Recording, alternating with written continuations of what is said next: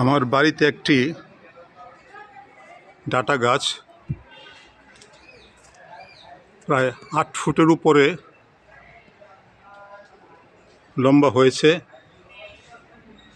হয়তো একটু আরও লম্বা হবে।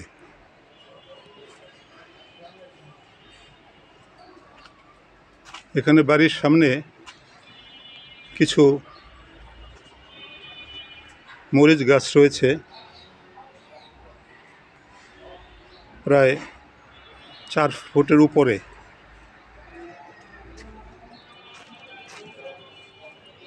এগুলোর মধ্যে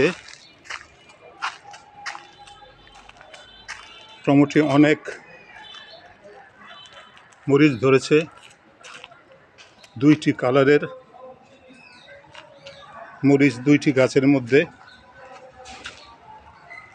এখানে দেখতে পাচ্ছেন একটির মধ্যে বেগুন কালারের মরিচ,